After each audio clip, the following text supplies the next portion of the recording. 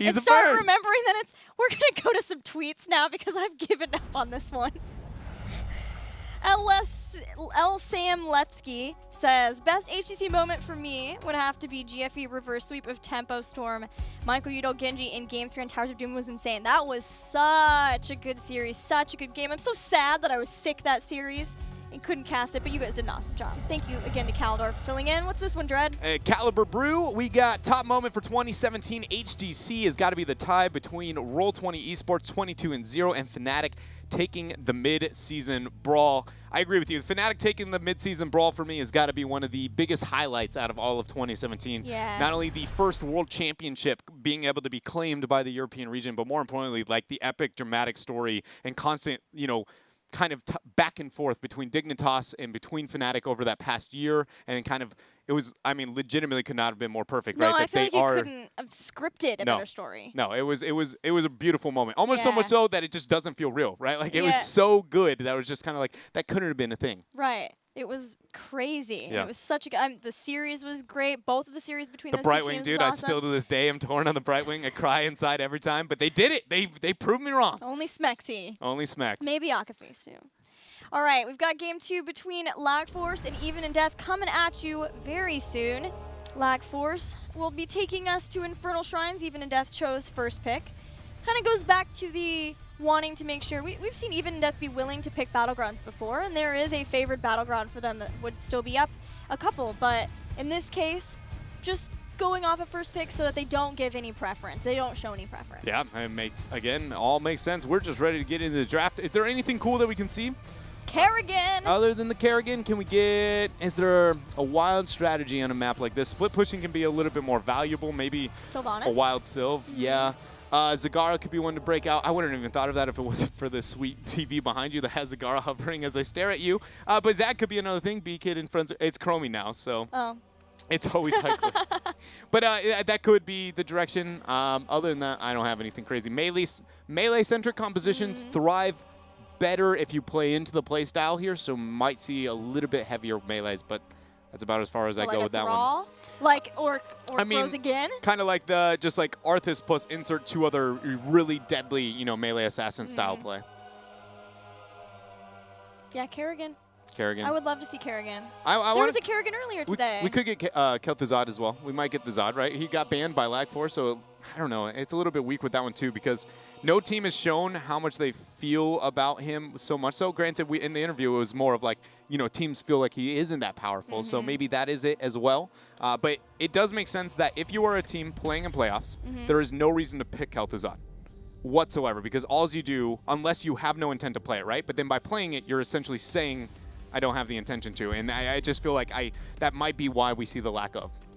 We could see another Medivh here. Wouldn't mind seeing a Medivh Diablo. Some Medivh Dibbles is always an entertaining show. You get the Leyline. Leyline and APOC, we haven't come up with anything ever creative for that one, have we? We never got like an amazing, it's not the easy bake oven, No. we don't have the washing machine, so I feel like that's got to be something we ask of our fans here today. Yeah, let us know what your favorite moment from HGC 2017 is, or let us know what it would be Leyline CO into APOC combo. Honestly, that has been one of my favorites, favorite moments, kind of continuing throughout 2017, has been getting to interact with you guys watching at home and hear what you think about the combos. Because you're a lot more clever than both of us. That is very true. That's exactly why. Yeah. And we sit up here and we're like, oh, wouldn't this be so neat? Wouldn't this be so neat? And then sometimes it's even gotten to the point where me and Gilly will be like, oh, we found it. This is the one. And then it takes one tweet from you guys and it's just like, and we're bad at our job. Dunzo. ETSD is still staying at the top of the meta here for Even in Death. Double support stands out on this map more than some of the others because of the long fight and how easy it is to be able to get split push. So Lag Force ventured into that last game. We might see them do that again here. It's so surprising how fast North America has, first of all, gotten on board double support. Yeah. And the Morales Vala, that specific pairing. It's not so much Vala and Ariel, although generally if you see the Ariel and you know people are going into double support, it's a pretty quick, that's okay, we'll just not give you the Ariel. But to follow that up with Morales and say, fine, we'll just stim drone her. And it's not even that it's so much stim drone too. No medevac dropship. been interesting to me. There it is, Vala Uther. With the indication of probably a Morales later on, just like you said. Those two do make sense together, the Uther plus whatever, because unlike every other support in the game, Uther does something slightly different. He doesn't heal with his heroic. He gives you the shielding immunity, right? And that allows, like, we talk about the burst healing, right? Why is Uther better than Rhaegar in the double support situation is because his shielding onto a Morales. If you get the heal onto a Morales as she's dying, she's probably still going to die because she's out of position. But if she has 5 seconds to really just be un-CC'd, be able to walk out and get into a prime position, we saw in the last game. Yes. If you just get 1D shield, she repositions and she's like, all right, I've got the beam back, boys. Who's ready to be healed to full? And so it does make sense as to why Uther is at the key of that double support and then why Morales needs Uther. Yeah, and maybe why you aren't needing the medevac dropship because you're reliant on the secondary support to keep her alive, and then she can give the stim drone for ultimate carnage. Is that where we're going with Ultimate Yes. Carnage? I do wonder if there will hit a point where North America maybe pulls a bit from the stim drone, though. I have been very surprised at how heavy the stim Yeah. drone has been there. Though I do agree, I understand the thought process behind it, right? You have the secondary support, so you should be able to make up for it. But when you're win condition in team fights, like we were talking about yesterday with the Anubarak Falstad scenario against Roll20, when your win condition relies on the one support enabling the other support to do its job, it can be played around, right? You always need 2 different ways to approach that team fight, and I feel like medevac might be necessary, but also I might be undervaluing the rate at which stim drone really complements the Vala, and that damage output essentially is the only reason the strategy is viable. And the Yeah. rate at which we see stim drone selected, it tells me that the pros genuinely believe that it is not worth it without that. Otherwise, the medevac would be at least 25% pick rate. But what do you think about stim drone Cho'Gall? Because we had a Cho'Gall ban.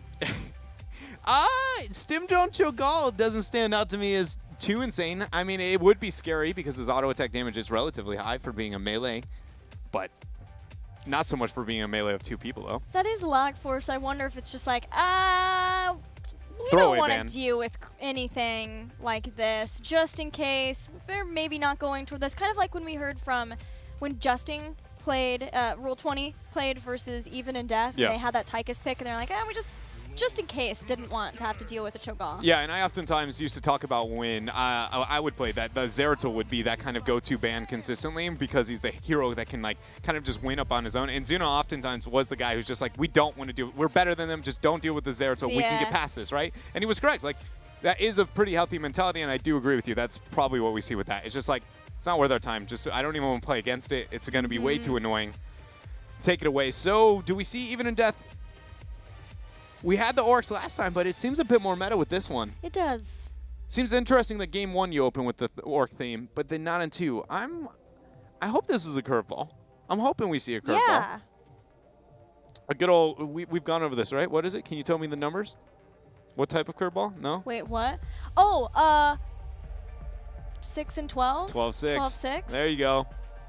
We're learning. We're just doing things with our hands now. Leo. Those seems pretty standard. Tyrael. Not so standard-ish. But double support. Maybe the Lily is more like, because you already see a double support setup. You have Arthas for damage. Some sort of melee assassin here. Oh, yeah.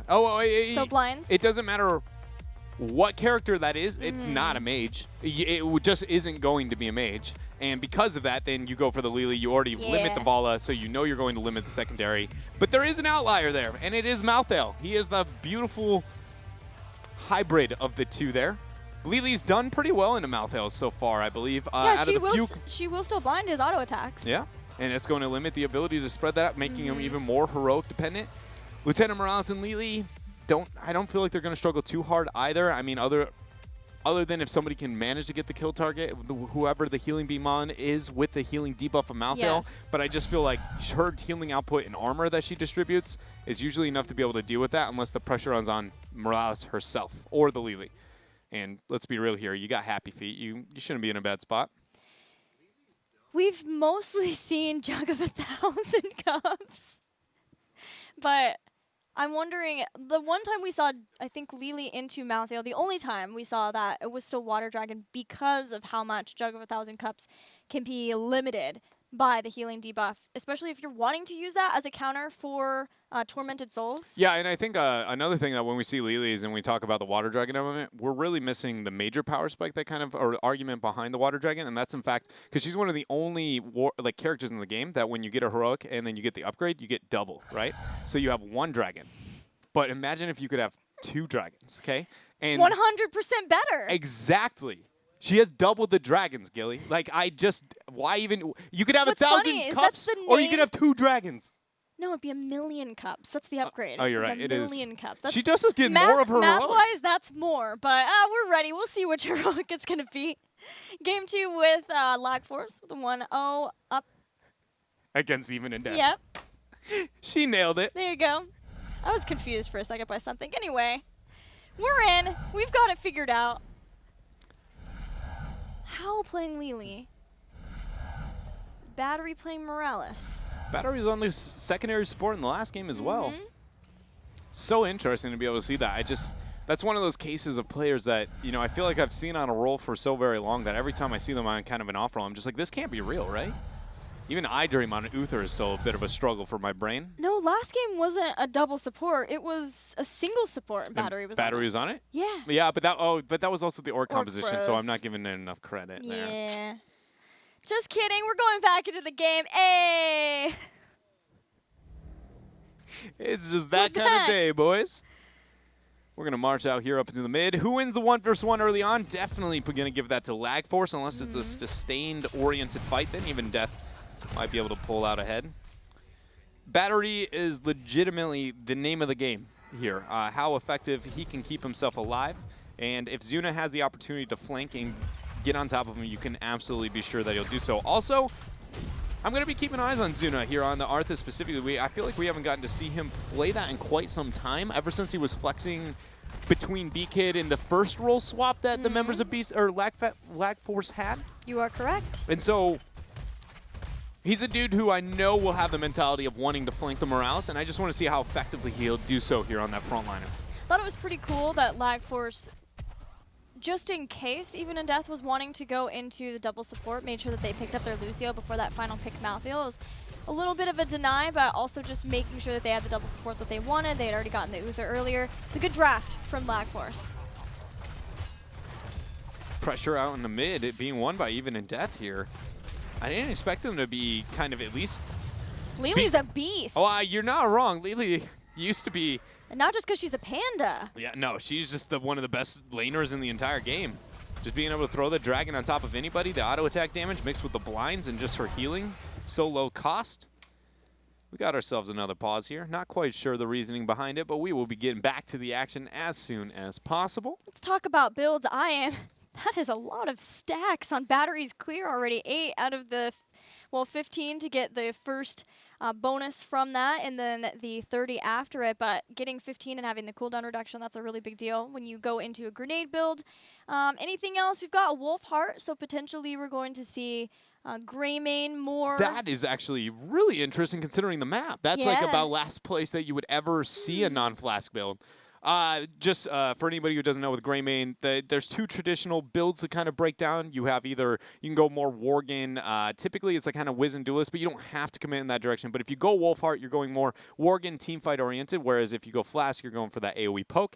And on Furnace Shrines, because the Skeletal Defenders are such an easy sustained area to be able to throw out the Flask, get yourself the stacks, get the poke, it's almost 100% of the time you see that build on this map. It's even so much so that originally Wolfheart was the go-to. It got nerfed, and then the only time you saw Cocktail build was Infernal Shrine. So the fact that we see Even in Death venturing away, that is why it stands out as kind of like a, hey, maybe their team fight thought process is going to be different. What if that's a Wizened Duelist stim-droned Greymane diving all over the backlines rather than, the traditional follow-up? I would say make sure you've got your Divine Shield and your Sound Barrier in place to keep Valla alive. Yeah, because that Greymane with a stim drone and Wizened Duelist axe actually sounds about the scariest thing I've ever heard. If you thought Adrenal Overload was a big problem, my goodness, Stim Drone.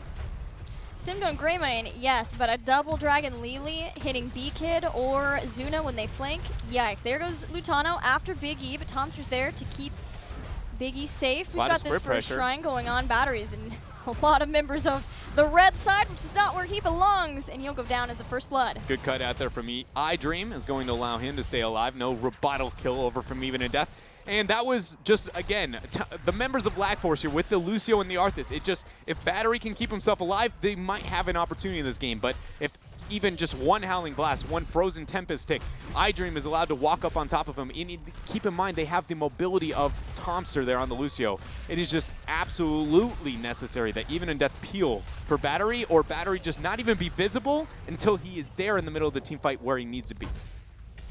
The first Punisher secured of this game 2 between Lag Force and Even in Death. Lag Force with a current 1-0 in this best of 5 as the Arcane Punisher prepares to pounce on top of Even in Death. It's Homicidal there. He receives the Safeguard. A lot of fast damage to this thanks to Lutano going into Vorgan form.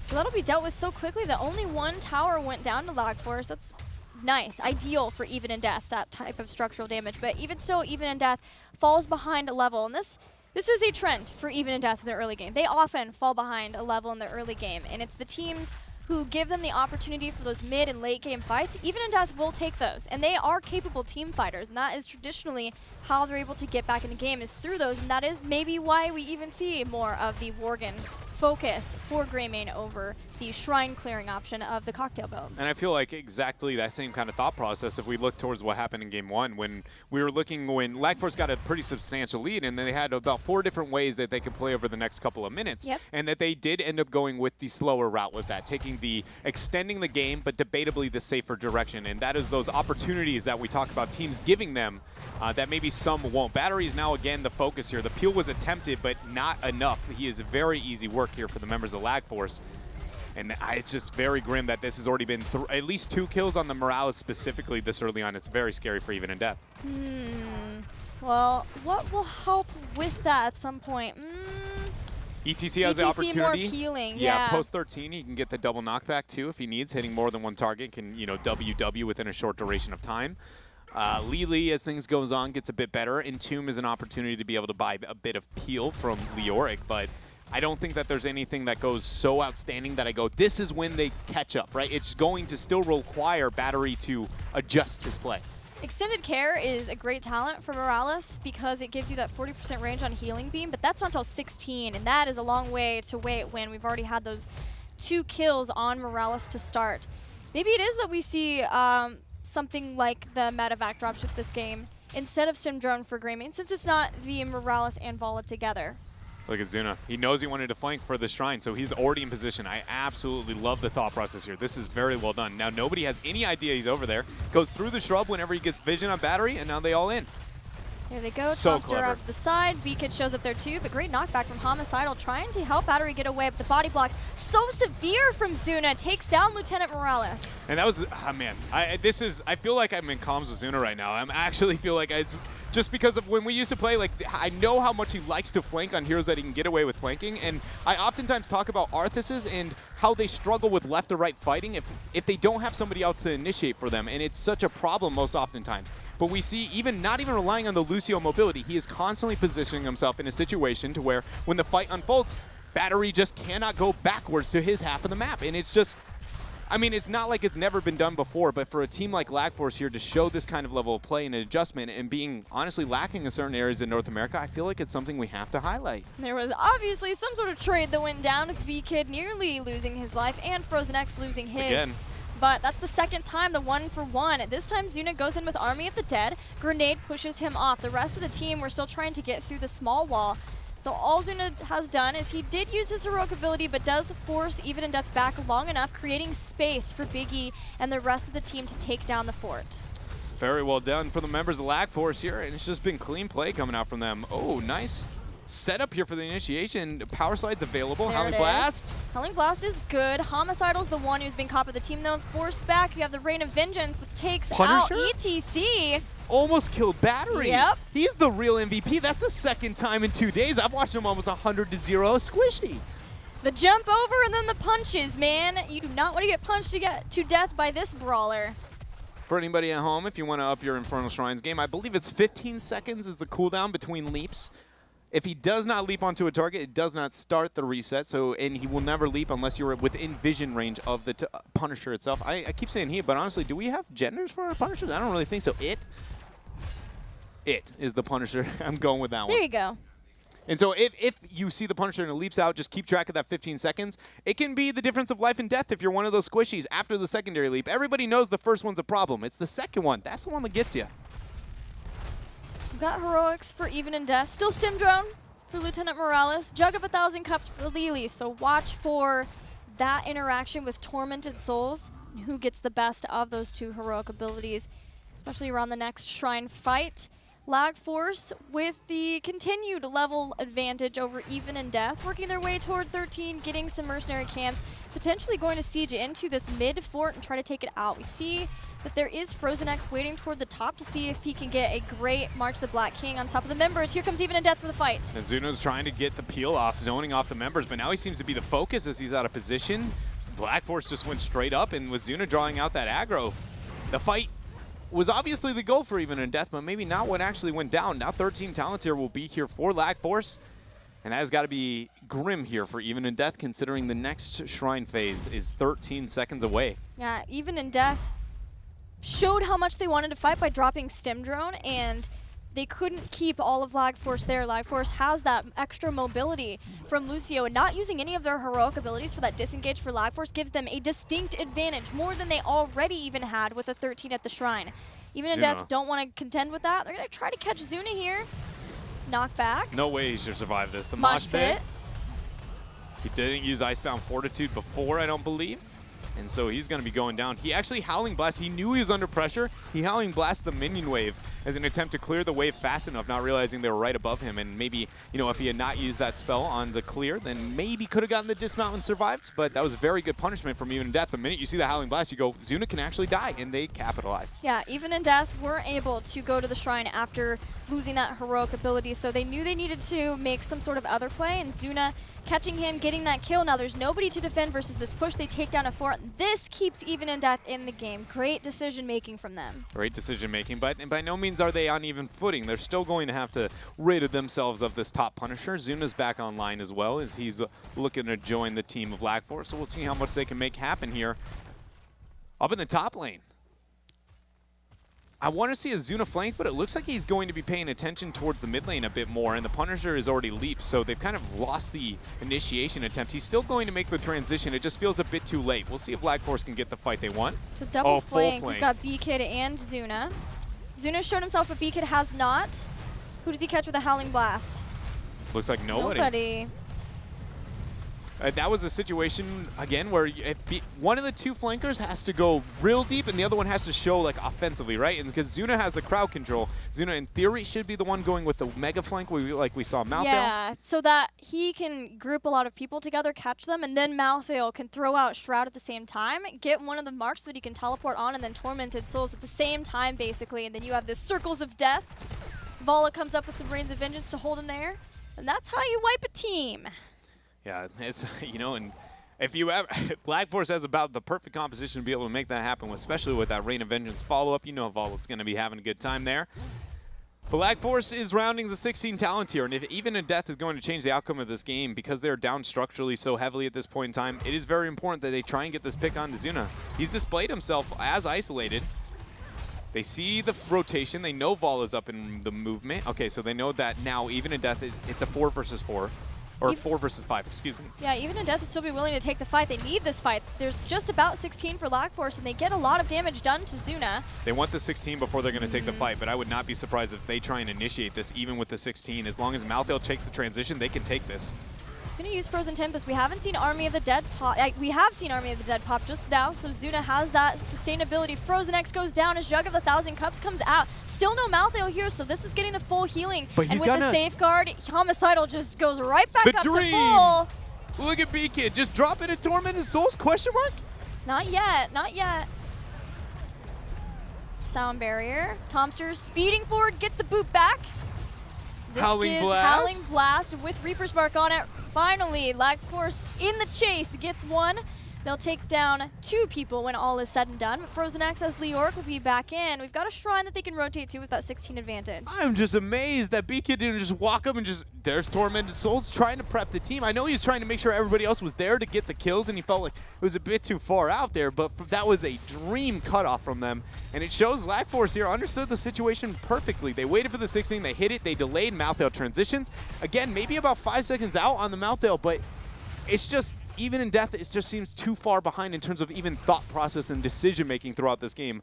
Lag Force has really just been flaunting it, and I feel like the results are displaying that. Yeah, definitely so. Lag Force almost getting a 2-level lead over even in death, but really it's the 8 kills to 1 and constant structural damage. Focus on all of the lanes, only losing the 1 fort, and that was just thanks to even in death getting that 1 singular kill on Zuna and making the most of it by taking out a fort while the rest of Lag Force were on top of the shrine.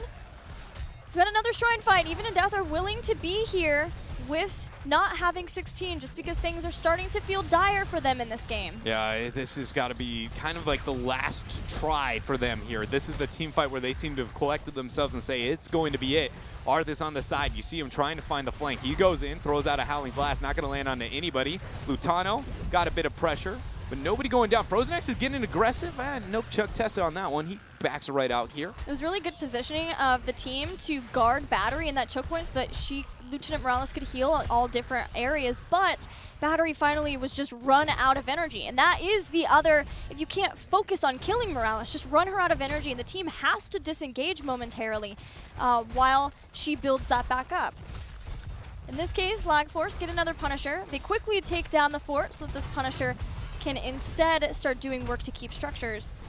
But even in death, they're on the cusp of getting 16, so they will have it for this defense. This was no sidewall focus for the members of Lag Force, and that's what I kind of expected with this level of dominance that they've had through this game. And that is, again, these kind of how hard you can push your advantage and forcing it here. The members of Lag Force just maybe a notch lower than I feel like they could be with the situation. And now that even in death had that 16, you see them being a bit more aggressive. Can we go out? Can we get these fights? Lag Force doesn't give them the opportunity, but now they have to take it pre-20. There is no world even in death can kind of be accepting the situation that they are in. The outcome of this game will be a loss if they do not turn it around, and this is the only team fight talent here that they're going to get on the same level here. B-Kid was showing himself with the rest of Lag Force, seeing if they could trap people rotating down, playing off of that desperation of even in death to get a fight before Lag Force gets to 20. Big Howling Blast from Zuna, but maybe not the one he wanted. He gets knocked into a bad spot. B-Kid's trying to flank. Wraithwalk is already used. Benediction drops stun 1 onto Homicidal. Pressure you see onto Lutano as well. The Tormented Soul is going to be used. Jugs dropped. Sound Barrier used. Homicidal power slides out. Nades knocked back to everywhere. And when it's said and done, Frozen X Wraithwalking away. He is the only one down. Now Lag Force could turn around. The stim drone has now been done. Howling Blast, letting Lag Force disengage for a little bit, heal back up, get set up in a better position. Big E's been separated from the rest of the pack, but iDream is right up in front of that Uther, getting the stuns, trying to set up. There's the mosh pit. The cleanse is used. Battery's in a tough area now as he's got a lot of pressure on top of him. Lag Force hasn't used even all of their heroics yet in this fight. They are very, very confident with the situation. And they find 2 more kills. On third is Lutano's next to drop. Lag Force is just looking unstoppable here. 12-1 in terms of kills. Yeah, the kiting was amazing for Lag Force in that fight, going back and forth, healing back up and grouping back up. A couple of times Biggie got separated, but the communication was obviously there for him to loop back around and join with the rest of the team and be in position. And the whole time, Divine Shield was still an option if he really needed to be bailed out from that Greymane. Rain of Vengeance, Biggie made sure that he kept one of the stacks so that he could interrupt the mosh pit if it went out. Just beautiful team fighting from Lag Force in that last fight, and that nets them the first keep of the game. Yeah, and that is, I mean, it's still amazing to me to say that the members of Lag Force took a team fight with an Arthas and an Uther, and neither had to use a heroic to win a team fight. And I know they're in a double support, so yes, the sound barrier came through, but there's no world where at least one of those two should have been pressured to that level. It's just compositionally and the coordination Lag Force is displaying. It just doesn't feel like, even if they even has the opportunity to now come back 17 minutes deep, they're just trying to force pre-20, and Lag Force is not letting that happen here. And they have pressure up on bottom. They've got pressure here through mid with a camp and catapults. They're taking another camp to stack on mid. Even Tomster looping around with his wall ride to make sure that Sound Barrier hit B-Kid as he was using Tormented Souls. This team, this 5-man roster, working so well together in this later stages of Phase 2. They've got a 3-level lead over Even in Death. They've just picked up 20. They're looking to get this next shrine and maybe the Punisher to end the game. Homicidal's under a lot of pressure. He power slides out. The follow-up from B-Kid. He gets a huge Tormented Souls on 5 members. The sound barrier drops. How many are to fall? March of the Black King just in his escape route. There's the 1. There's going to be 2. How many more? 3 as Zunas keeps the slow, but he's out of mana. Rain of Vengeance. And how? Still using a fast feet. It's fast feet versus Frozen Tempest, which will reign supreme as the rest of the team deals with Homicidal. Looks like it's going to be the Panda as Zuna backs off. She's ready to turn things around here. But now I Dream. Oh, okay, that's unfair. 2 versus 1. Good night. How? It ain't over until the Panda sings. Oh, there we go. Did she sing? She did. It was a sad song, a lament. Sad song sang here for Lily. And Lag Force, they're making it away to the mid lane here. They have 3 catapults. Army of the Dead's dropped. They're ready to say goodnight to game 2 and move on to a game number 3. And it doesn't look like Even in Death has the tools to be able to defend this out, as Frozen X and Lutano are the only 2 to stand. Team fighting of Lag Force, the double support was just too much for Even in Death to contend with in game 2. Probably. No way. 4-3-0. Big E stays alive.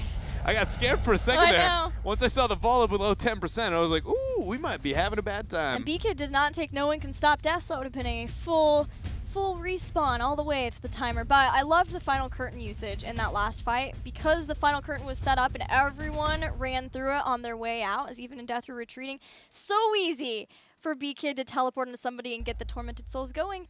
It's great to see Lag Force back in the fighting form that they're in. It is actually pretty insane to be able to watch them play at this level. After the interview, hearing the perspective of Beacon and such, and then now watching them play at this level, it's just kind of just scary that they can just be like, well, now we're going to decide to be this level of intimidation and the coordination that they have overall.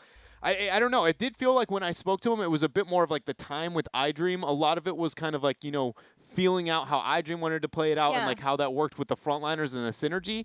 And I think that is kind of showing within their play too. That iDream is honestly probably a huge reason as to see this development and the synergy with the rest of the group, because he is the newest member of the squad. And yeah, I agree. I would have loved to see it, how they could have done through playoffs, but it does go to show that every match is important throughout a phase. Even if you start to ramp up in the second part of a phase, because the standings stick through part 1, it's so important that you do your best and you're able to quickly make those adjustments if you do make adjustments. We're going to go to a commercial break. After the break, we'll see if Lag Force